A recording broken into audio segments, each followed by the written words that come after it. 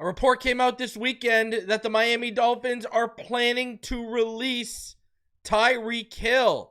We will talk about that and go in depth about what could be next for the Miami Dolphins wide receiver room. We will continue discussing the fallout of the Week 5 loss to the Carolina Panthers, as apparently Stephen Ross is really frustrated, but does that mean anything at this point? We will discuss that and so much more. Do me the favor, smash the like button, subscribe if you are new, and as always, let's get into this.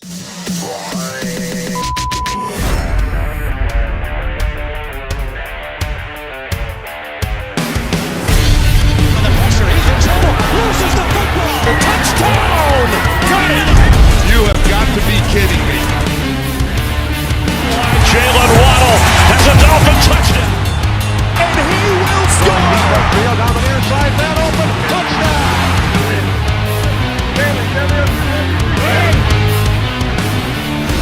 The run from Tua Tagovailoa. Touchdown! He's going deep. He's going over the touchdown again.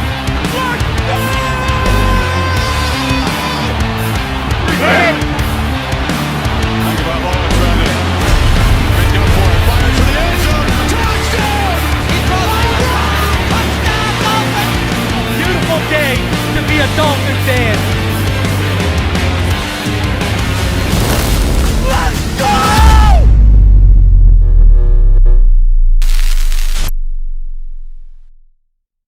What is good, Fin Nation? What's good? It's your boy Reason. We are back here for another one. Appreciate each and every one of you coming through on this episode, as here we are again.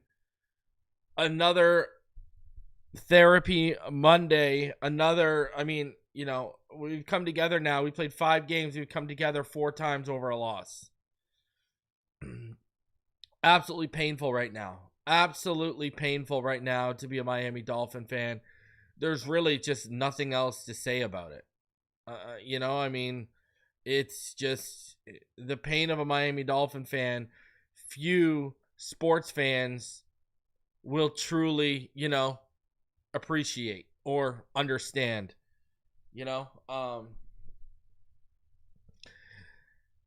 25 years of no playoff win, and it's about to be 26. The reality of the situation.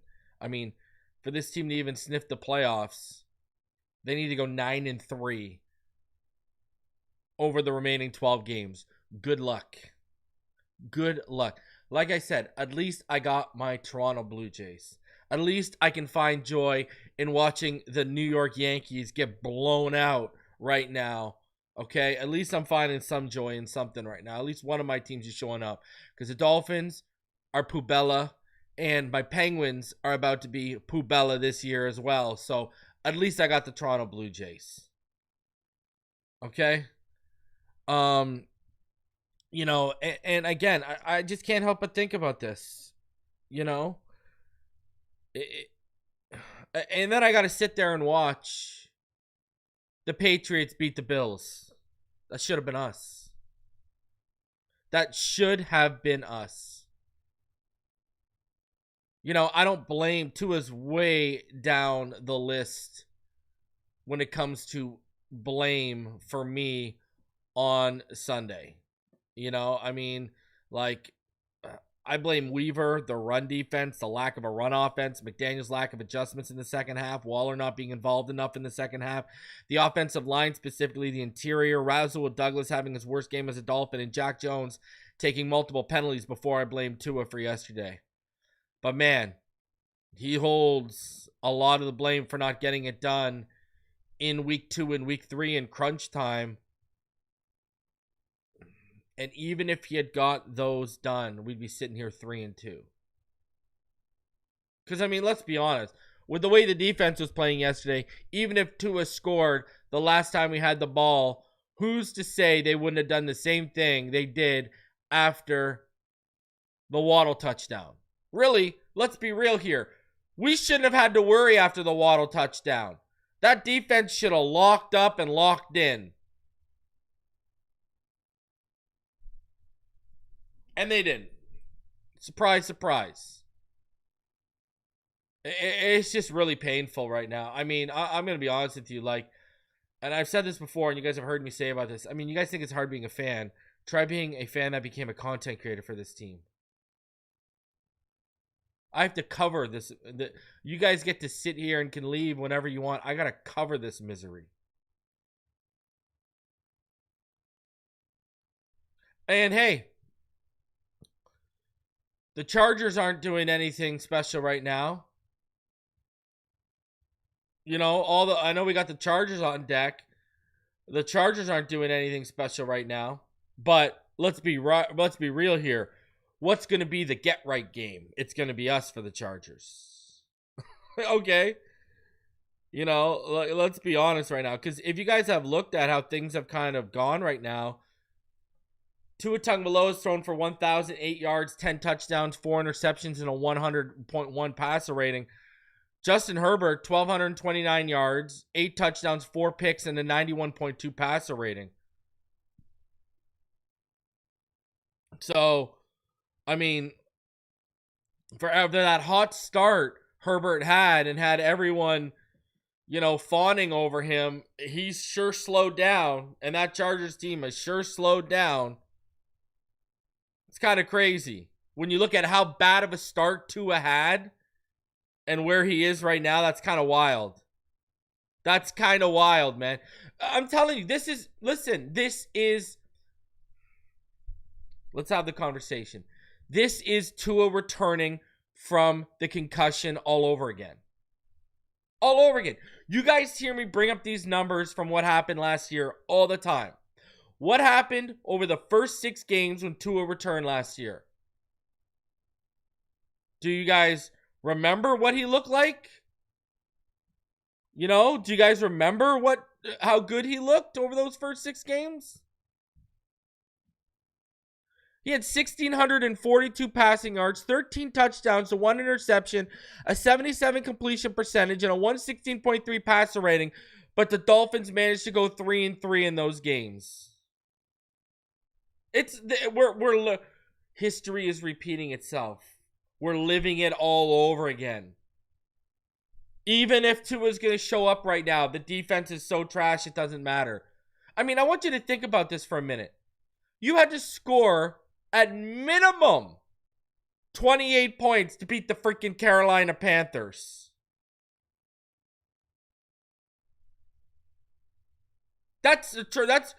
You know, Tua looks good yesterday. Waddle looks like he's ready to step in that wide receiver 1 role.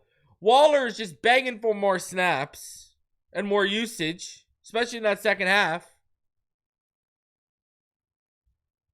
But the offensive line, the trenches on both sides of the ball were the main problem yesterday. You know, you had 5 drives. You had 10 drives yesterday. You had 5 drives end because of the offensive line. And it actually could have been 6. Because remember, Brewer was also called for a hold on a 3rd down in the 3rd quarter that was declined on an incompletion to Malik Washington. So they actually really could have killed 6 out of your 10 drives, the offensive line.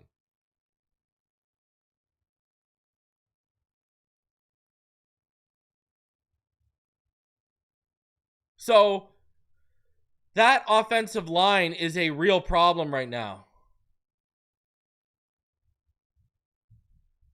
Again, killing 6 drives. 5 should have been 6. 3 sacks, 2 on Jonah. 1 holding from Cole Strange they couldn't dig themselves out of. And a bad snap that led to Tua not being able to set his feet and missing Waddle, who was tracking it inside, and the throw actually ended up coming outside shoulder.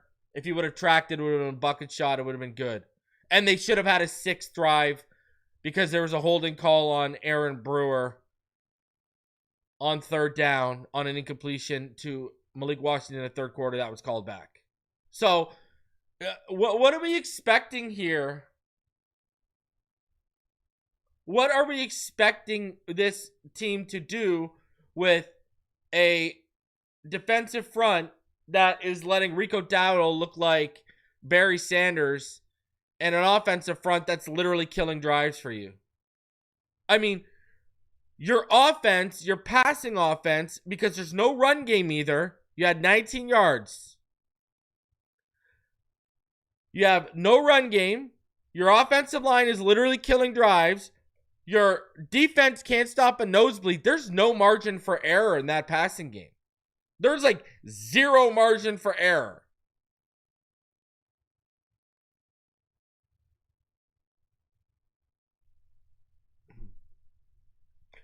Like, and we've lived this life before. We've lived this life before with Tua, this zero margin for error. And it never works out in our favor. And I know people are asking if Christian Wilkins, if we can go, why would Christian Wilkins want to come back to this mess? Ask yourself this. Why would Christian Wilkins want to come to this mess? There ain't no way he'd want to come to this mess. Ain't no way. Don't fool yourself.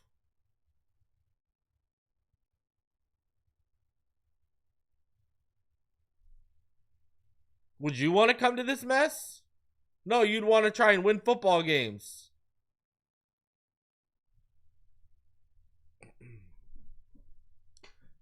So I don't even think that's a conversation right now. I really don't. Why would he want to come to this mess? We don't even want to watch this mess. You think he wants to come play here and be a part of it? And you think Christian Wilkins is going to fix all of this? Guys, everyone in the front is playing bad. Not one person. And I hate to tell everyone this. Benching Kenneth Grant isn't going to fix these problems.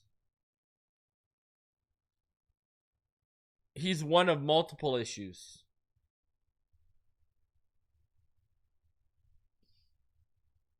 Just saying. It's like Jonas Savaianaya. You can't bench him because what, you're going to bring out Keon Smith, who's worse, and you've already actually benched?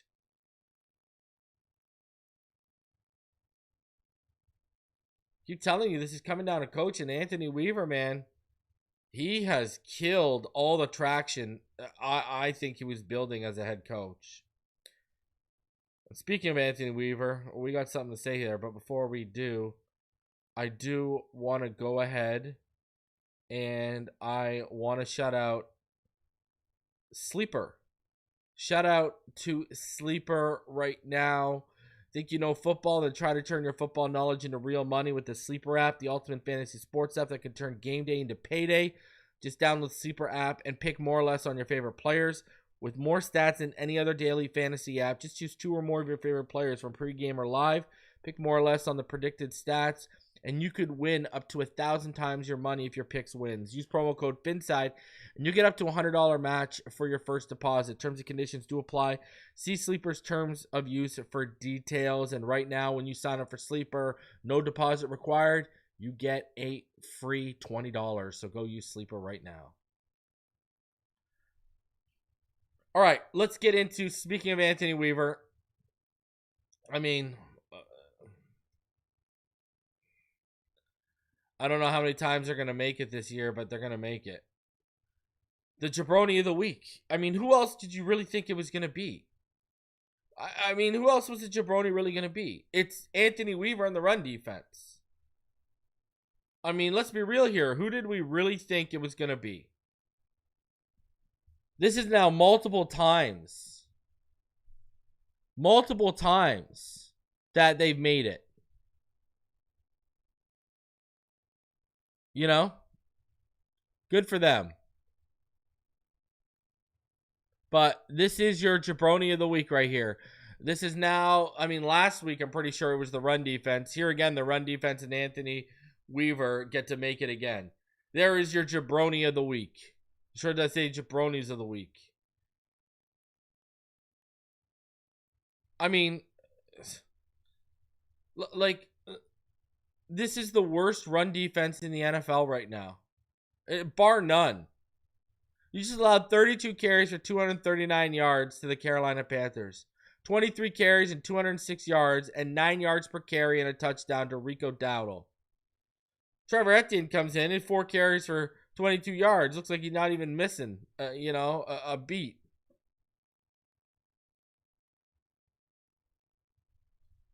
Like, it's bad right now. This is a bad defense, and I don't expect them to be able to do anything with this defense. What can you expect? What can you realistically... You're not going to beat good teams with this defense. You can't stop the run. You're not going to beat good teams in December and January. You can't stop the run, and you also can't run the ball enough. The Dolphins are officially 32nd in the NFL in run defense. They're allowing 174.2 yards per game. Guess what? They're allowing teams to convert at 50%. They're 31st in third down defense right now. Their offense is second in third down. Their defense is 31st in third down. Dolphins are 27th in points allowed, 29 points per game allowed. They are 28th in yards per game allowed, 402.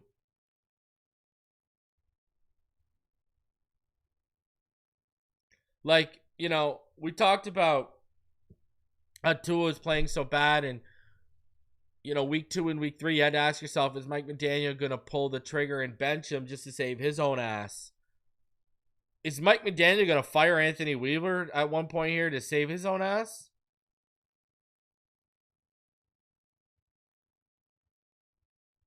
Because, something needs to happen here.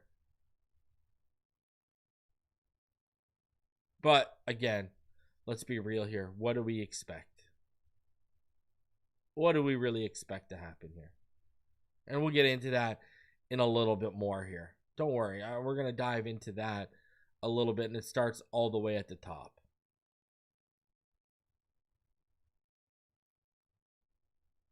Before we do, though, I want to ask you the question, is there dissension again amongst the ranks in Miami? This week, me and Neil covered coaches, including Anthony Weaver, potentially calling out Greer for the roster construction. Now we've got contradicting statements from Mike McDaniel and one of his team captains.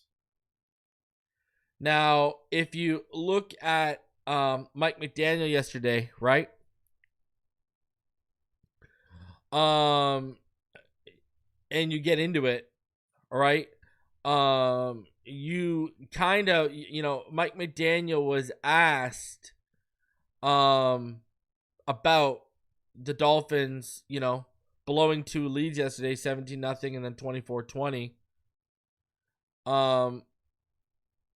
And basically Mike McDaniel was asked in so many words if this team got complacent when they were up. And Mike McDaniel said, I was monitoring that live, making sure guys didn't lose their edge, and I didn't feel that. I was worried about guys from a focus standpoint kind of packing it in, but I didn't feel that they did. That's what McDaniel said in his post-game availability. Now, the issue is Bradley Chubb totally contradicted that statement. If you go look at what Bradley Chubb said, he said, we've got to be better on the defensive side of the ball, man. Started off hot. I don't want to speak for everybody, but in a sense, it felt we got comfortable with the lead. 27 points after that. That's not winning football. That's not winning defense. And at the end of the day, we've all got to look in the mirror and bow up and see who is going to be here for each other, who's going to be accountable for their actions. It's just not going through the motions. It's about making a change. We sit up here talking about we've got to stop the run. We've got to stop the run. We've got to stop the run.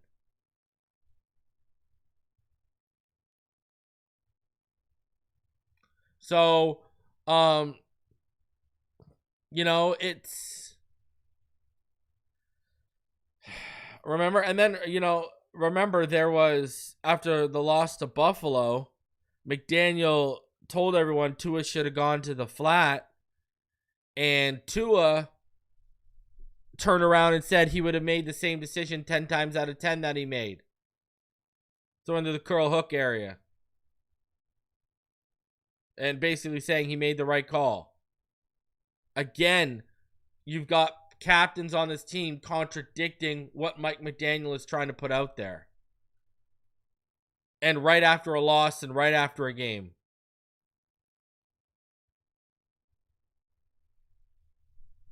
It's evident the players and the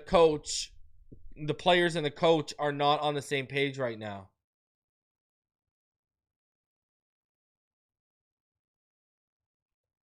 And, I don't understand how this is continued. This is allowed to continue. I don't understand the thinking and the mindset of Stephen Ross right now at all. At all. In the slightest. It makes zero sense. It really does. But now you got players and the coach not being on the same page, contradicting yourself. You got, defensive coaches, including Anthony Weaver, basically pointing fingers in so many words towards Chris Grier and the roster construction. Just a mess. It's a mess. How can we expect to win with this? Now, let's get into some stuff here. It seems like the Miami Dolphins, we knew even when he was healthy, there was a real possibility the Miami Dolphins were going to move off of Tyreek Hill this coming off season. And now it seems that is the case.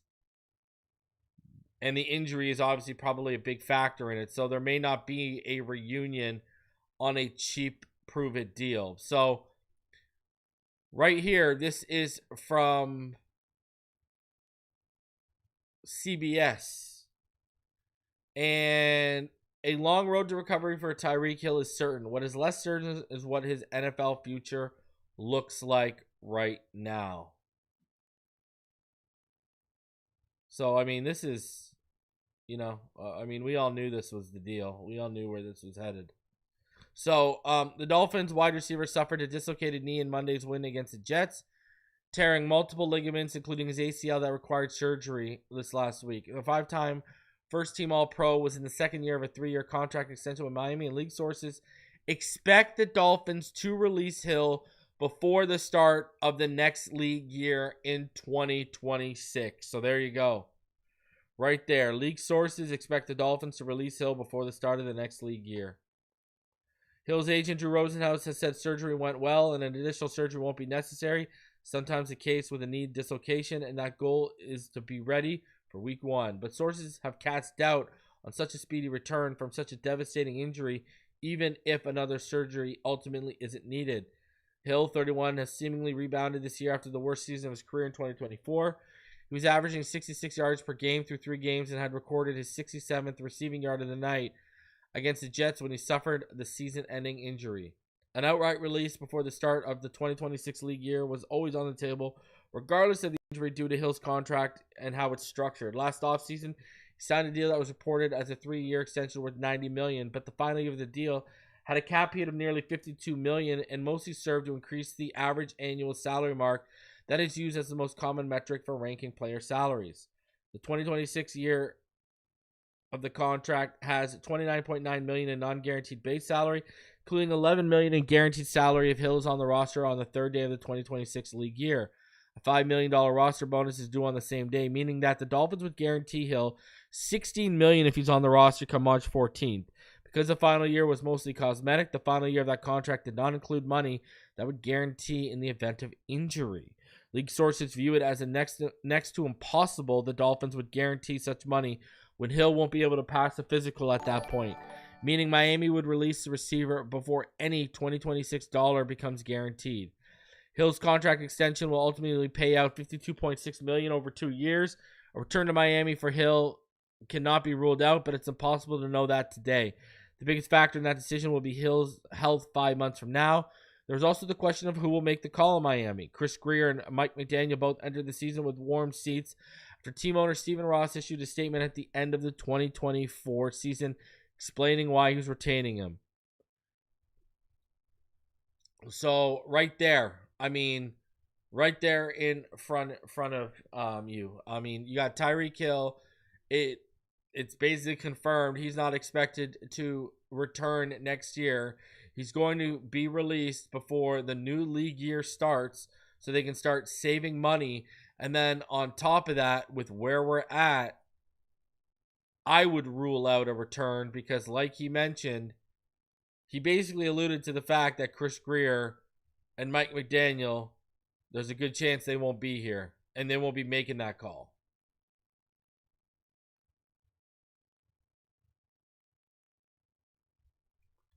So, I mean, I've said this. I know Drew Rosenhaus has been going on a little bit of a PR campaign that, well, he's going to be ready for next year and we'd love to return to Miami. He's never going to be the same player again. No, it makes no sense because when you lose that explosiveness, when you lose that 4.2 speed, he becomes just another undersized receiver. It's not like he's an undersized guy who can get up there and high point footballs and win consistently at the catch point.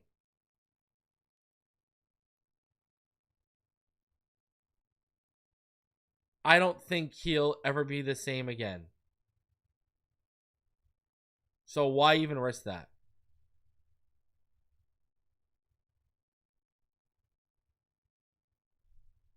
So I just don't, I do not see the allure of bringing back a Tyreek Hill.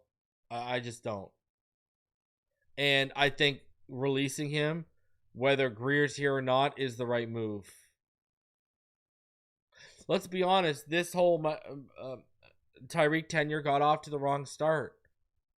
You know, instead of Mike McDaniel saying, hey, we're going to win championships, we're going to win playoff games together, we're going to change the feeling about this team down in Miami, he was more worried about getting Tyreek 2,000 yards. And that was eventually, as we saw, detrimental to the success of this team.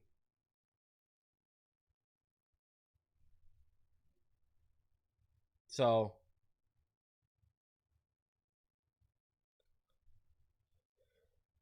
only good thing that comes from this is that no woman can doubt my loyalty knowing I'm a Miami Dolphin fan.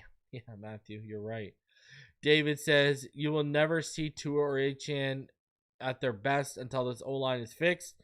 Still got Daniel Jones on the Colts versus the Giants. Yeah, you're right. 300 Ego says, what a crazy season. Your content is the only positive happening this season. It's wild. Support you till the end. Keep it up. Appreciate you. 300 Egos has been here for a long, long time, supporting me and supporting the channel. Hey, man, let's be honest. Right now, the best part of this season is the fact that we have each other to lean on. Right now, what else do we have?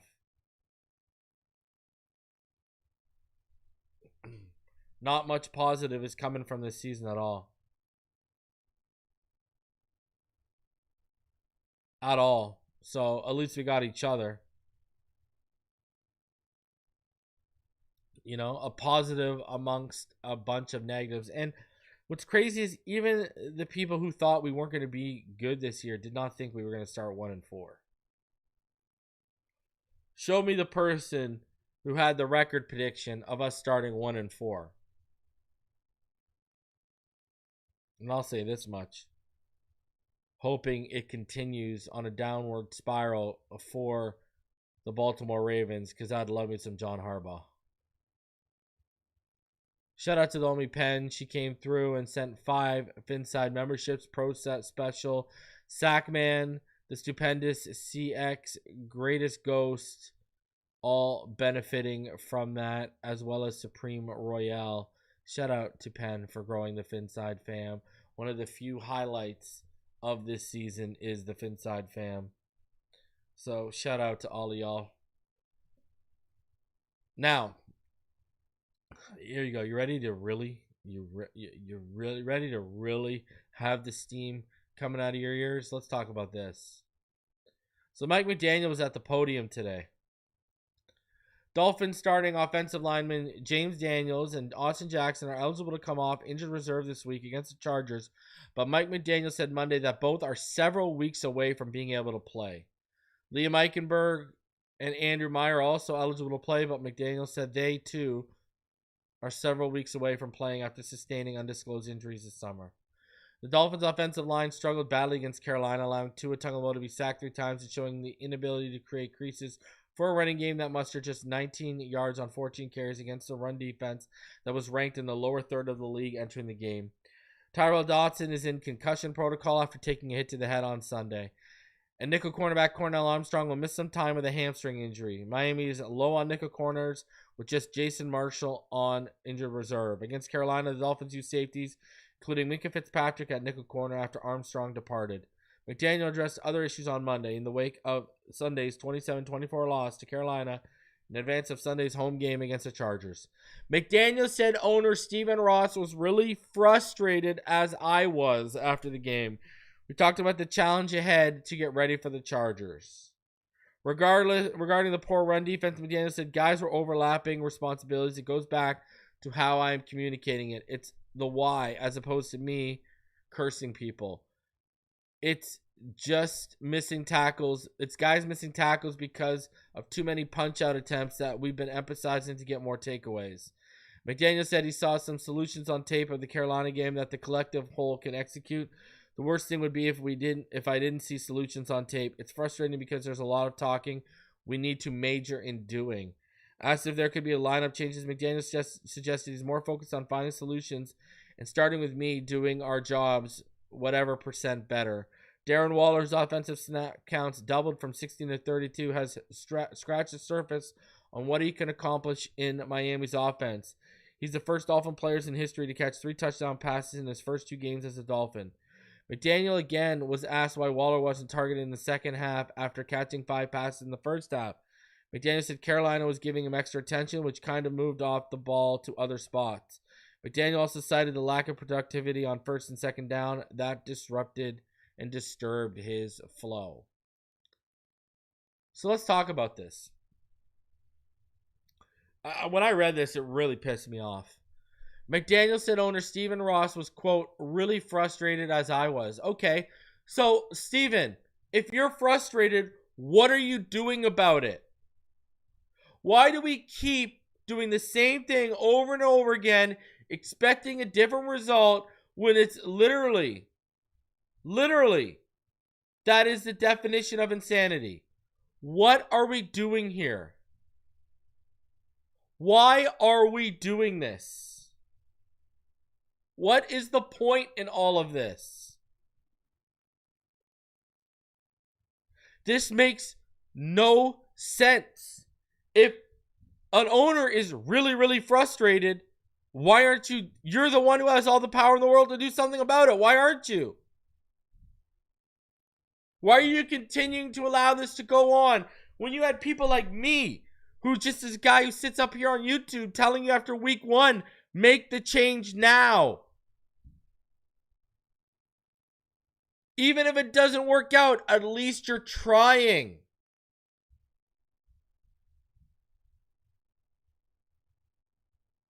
But we don't even get that.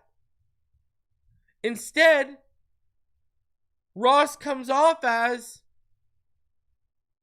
complacent and not giving an FUCK about what happens.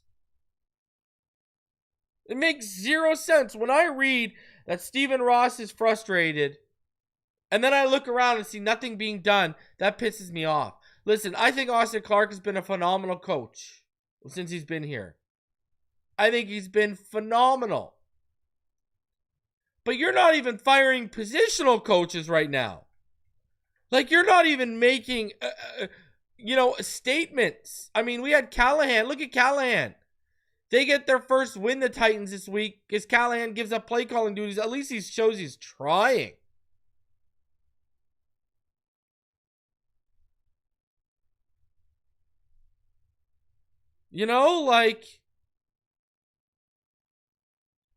That offensive line is not good enough.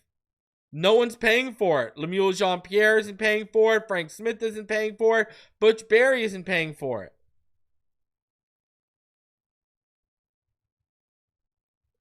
Austin Clark, I think he's been a great coach since he's been here.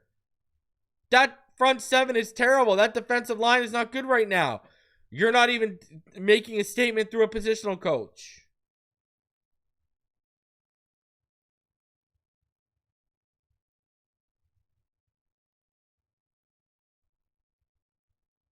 I don't get it. It makes no sense. You got all these people you can make examples out of, and you're doing nothing. And I don't even believe Ross is trying to tank with these people. I think Ross legitimately believes in these people, that they can turn it around. That's what's even scarier.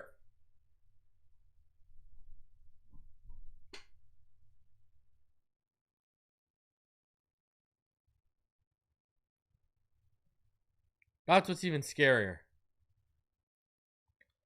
Listen, I want Spencer Fano or Francis Moigoa, but who's going to be making that pick in April?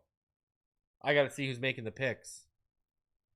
But Stephen Ross, I just don't get it, man. Did you become a billionaire by letting people get away with failing you like this over and over again?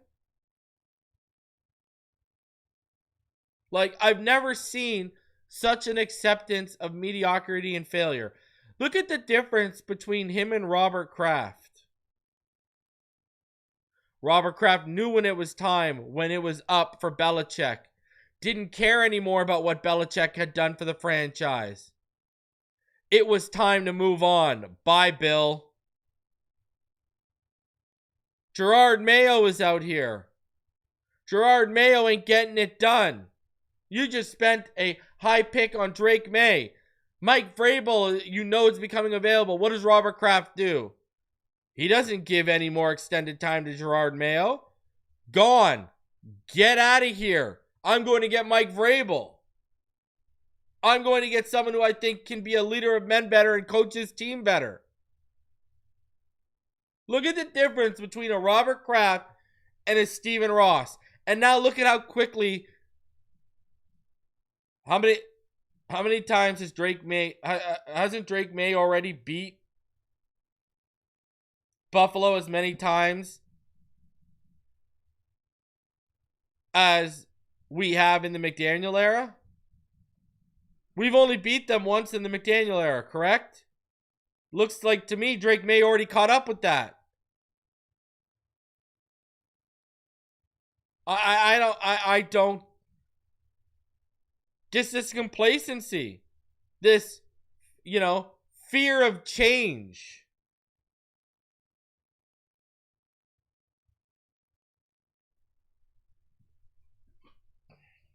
And I keep going back to this. This guy, it's not like this guy's 50 or 60 years old, man.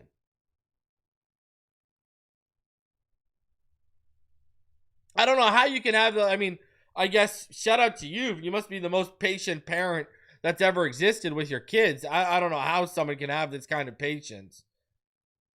I'm impressed.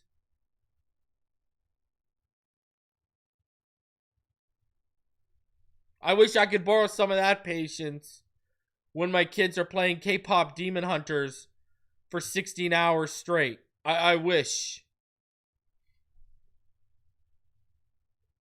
I just, kudos to him, I guess. But if you're frustrated, why aren't you doing anything about it? Well, what are him and McDaniel doing? Sitting around, man, I'm really frustrated we lost. Yeah, so am I. Well, how are we going to beat the Chargers this week? What kind of conversation is that? I'll tell you how, you don't.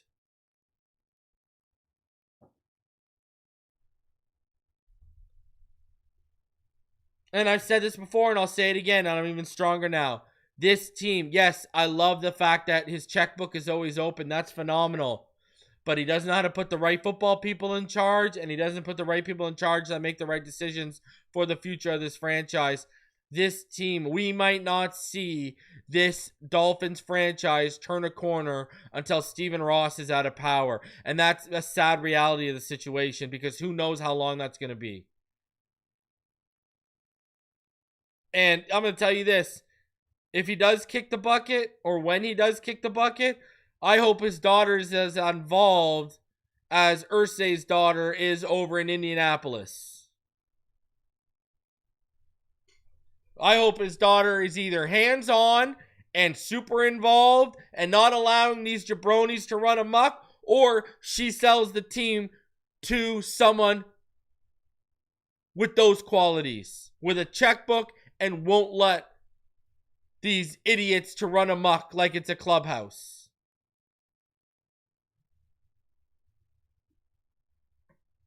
Willie Gay only saw 3 snaps.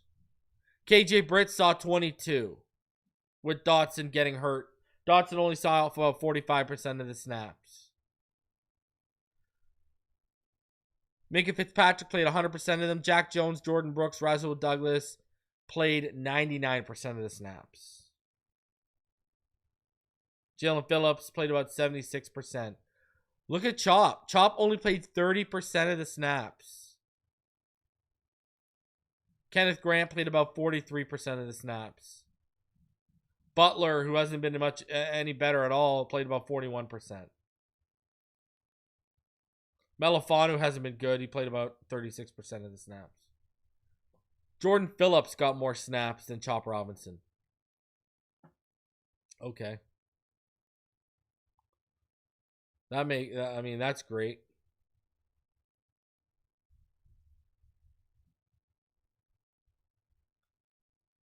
Unbelievable.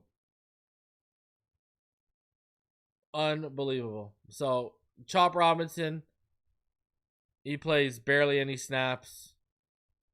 I don't know what to say.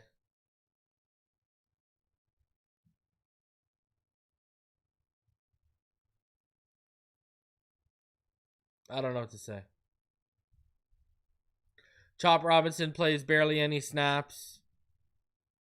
Melifanu not getting many snaps, but that's because his play is bad.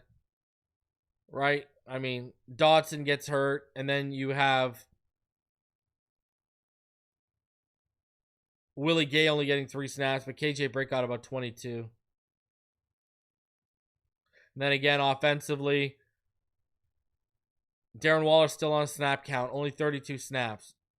Nick Westbrook-Akine, who was whiffing on blocks, got more snaps than him. Jalen Water clearly jumping into that wide receiver 1 role. He's good to go. Taj Washington only getting 3 snaps, and D. Eskridge only getting 2 snaps. Brutal. Absolutely terrible. It's depressing to be a Dolphin fan, let me tell you that much. All right, let's get into the PFF grades for you right here. So, your offensive PFF grades. Tua Tagovailoa had a 90.5. Darren Waller had an 88.3. Jalen Waller had an 86.3. Tanner Connor, 73.1. Aaron Brewer, 71.8. They were your top graded players for the Miami Dolphins. Jonas Avai was your worst graded player with a 24.7. Cole Strange came in at a 31.9. Alec Ingold was at a 38.3. Julian Hill was a 41. And Ollie Gordon was a 48.4.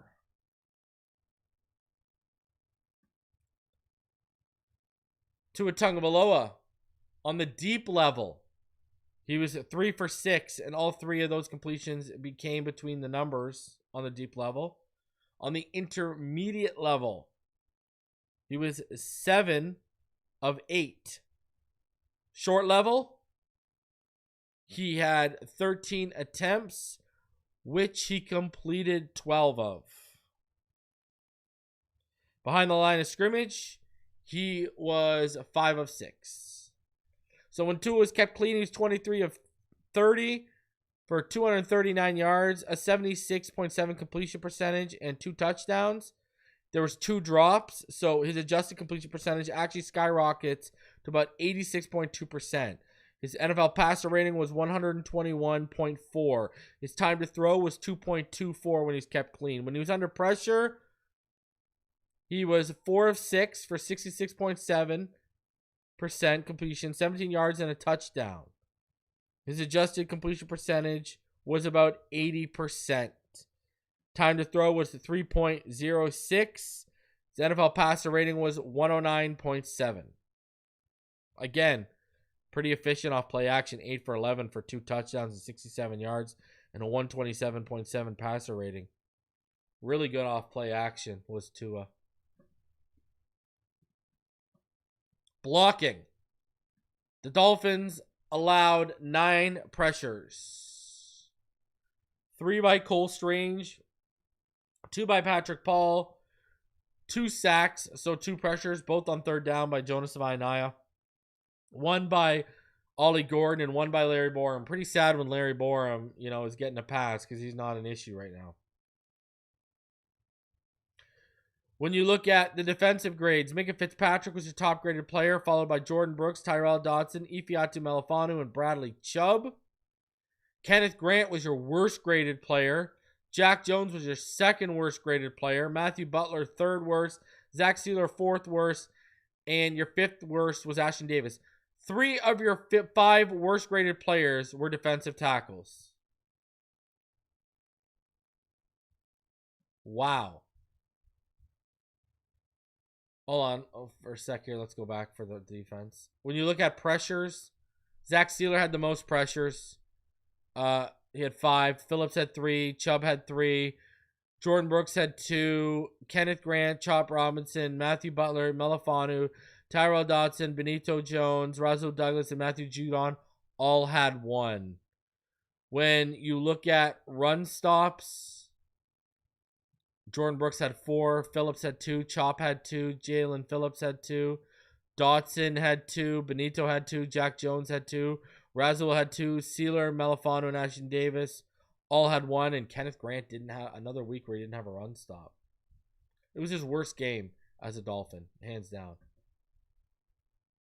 In coverage, Rasul Douglas, he was targeted 5 times, allowed 6 receptions. Sorry, he's targeted 6 times, allowed 5 receptions for 37 yards. 3 of those were first downs. Jack Jones was targeted 4 times, allowed 2 receptions for 19 yards. 2 of those were first down, and 1 was a touchdown to Xavier Legette, but that was a great throw. The coverage was good. Jordan Brooks targeted 3 times, allowed 3 receptions for 29 yards, 2 first downs. Tyrell Dodson, targeted twice, allowed 1 reception for 7 yards. Melifonwu targeted twice, allowed 2 receptions for 8 yards. Cornell Armstrong targeted twice, allowed 1 reception for 13 yards and a first down to Dowdle. Ashton Davis targeted twice, allowed 2 receptions for 53 yards and 2 first downs. KJ Brett targeted once, allowed 1 reception for a touchdown to Mitchell Evans. Dante Trader targeted once, allowed 1 reception for 21 yards and a first down to Tet McMillan. And Matthew Judon targeted once in coverage, allowed 1 reception for 7 yards.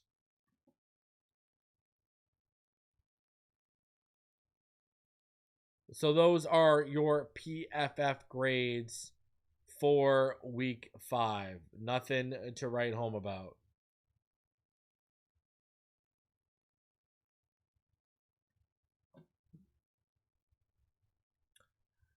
And then continuing on here, doesn't get that much better. Let's get into some next-gen stats. Here are the next-gen passing charts. See how Bryce Young, he was really, they were picking on Rasul Douglas a little bit too. They're catching him.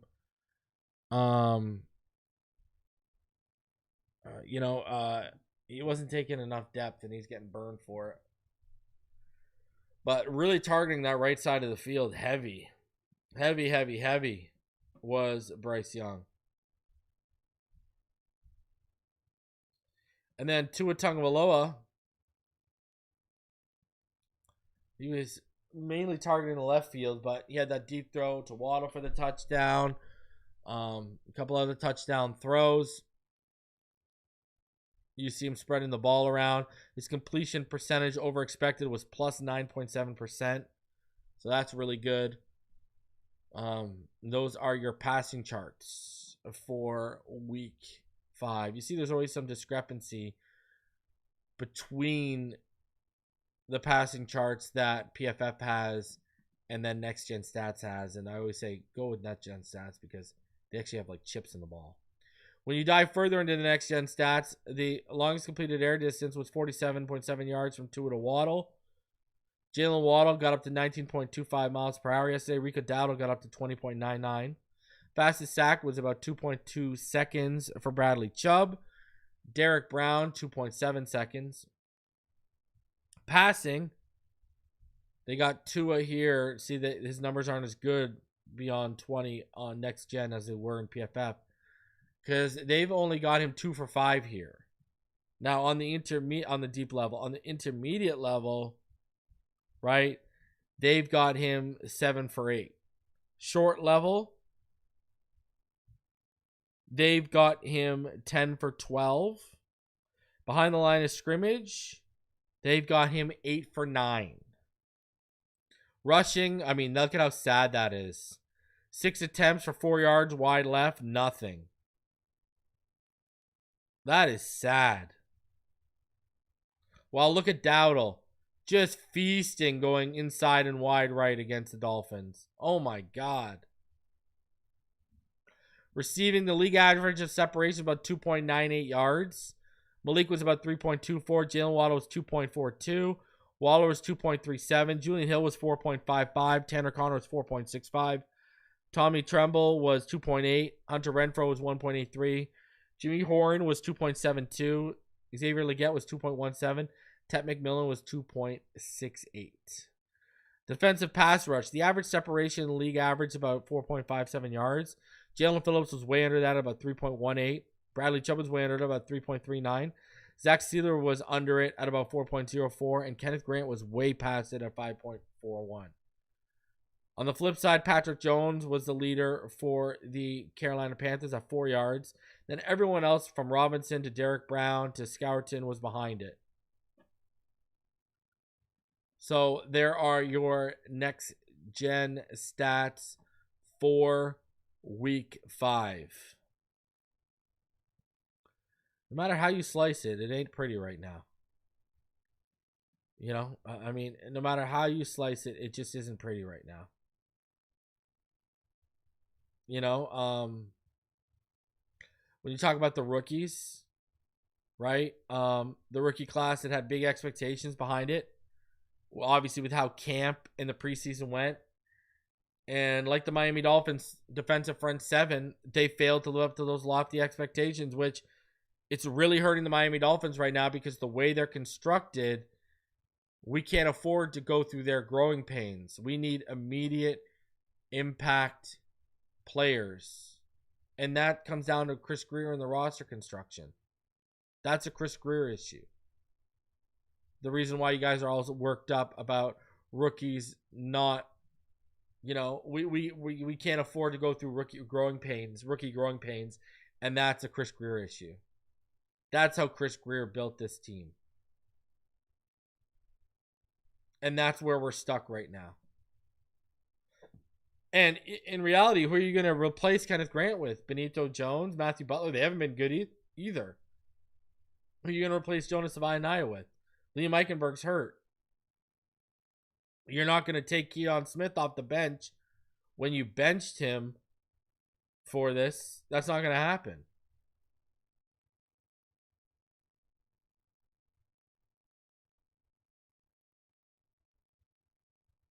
So, you know, I don't know. It all starts at the top.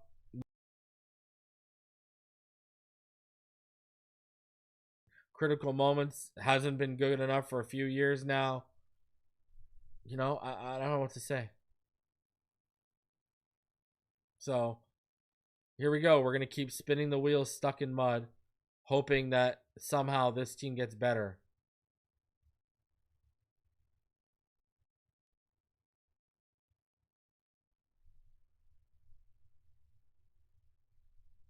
Good luck to us. Guys, smash the like button. Subscribe if you are new.